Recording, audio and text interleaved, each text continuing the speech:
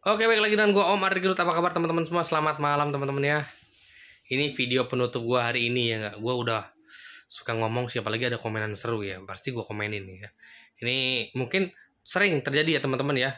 Teman-teman sering nggak mau ngejaminin sertifikat, misalnya sertifikat milik, tapi masih nama orang lain ya nggak. Teman-teman sebenarnya udah lunasin tuh sertifikat itu duitnya.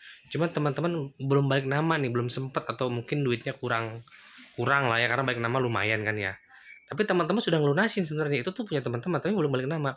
Om gimana sih om, bisa nggak sih jadi jaminan? Ya enggak. Nah ya, ini berdasarkan based on my experience ya enggak, based on true story ya enggak.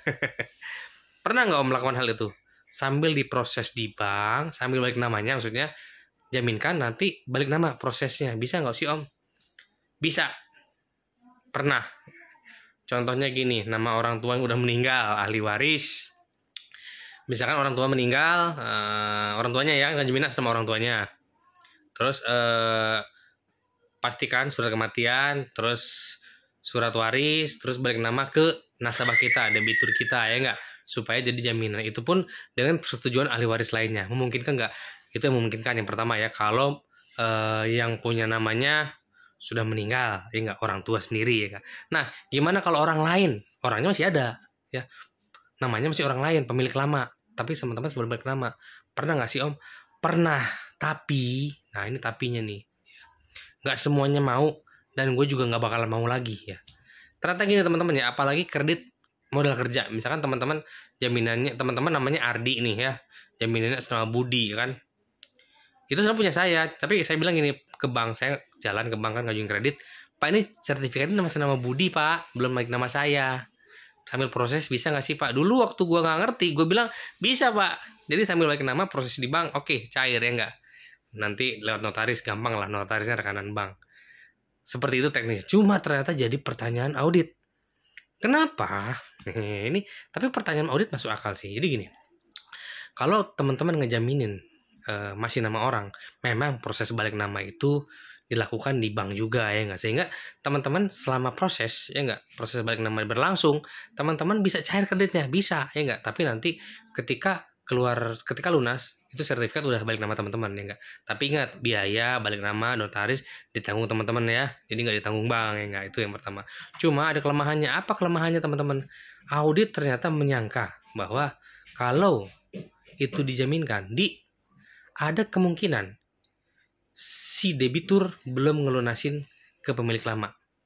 Sehingga apa? Sehingga dimungkinkan pencairan kreditnya untuk ngelunasin biaya jual beli yang belum selesai sebenarnya. Kebayang maksudnya ya? Misalkan gue Ardi nih, sertifikat nama Budi, balik nama di bank, oke, dapat cair 100 juta, oke. Ada kemungkinan itu 100 juta gak digunain buat usaha, tapi buat ngelunasin pembelian yang belum selesai. Memungkinkan gak? Memungkinkan.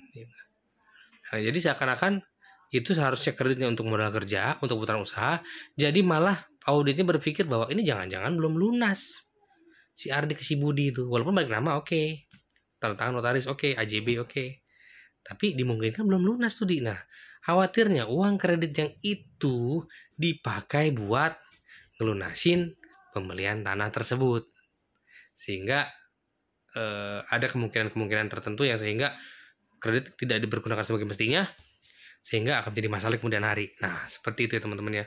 Jadi gua nggak tahu di bank lain melakukan hal sama atau nggak, proses sambil proses balik nama bisa nggak ya. Kalau tadi yang kasus pertama, kalau orang tua meninggal itu beda ya, orang tua ya, tidak ada hutang piutang kemungkinan besar ya. Tapi kalau orang lain, nama orang lain masih kita jaminkan, misalkan nggak, nah ada kemungkinan kan sebenarnya teman-teman masih belum lunas kan. Misalkan saya ke Budi bilang, Pak Budi, jaminkannya ke bank, nanti uangnya cair saya bayar sisanya ya nggak, ke Pak Budi. Bisa nggak? Bisa. Nah makanya sebenarnya itu gue nggak pernah lagi mau menerima jaminan yang masih nama atas orang lain, nama orang lain, bukan nama debiturnya. Orang lain itu benar-benar orang lain ya, bukan orang lain orang tuanya atau orang lain adik kakaknya, itu kan masih mungkin ke jadi jaminan. Ini betul-betul orang lain ya. Gitu ya teman-teman ya. Jadi apakah mungkin kalau sekarang gue nggak berani ya, gue nggak tahu bank lain ya, gue nggak berani, gue takut dituduh, bukan gue yang dituduh, gue takutnya nasabah gue dituduh masih ada hutang piutang sama pemilik lama, sehingga uang kredit cair bukan dipakai buat usaha, tapi buat ngelunasin pembelian aset tersebut yang dijaminkan ya. ya kan? Nah gitu ya teman-teman ya. Itu aja video penutup gue ya, semoga bermanfaat.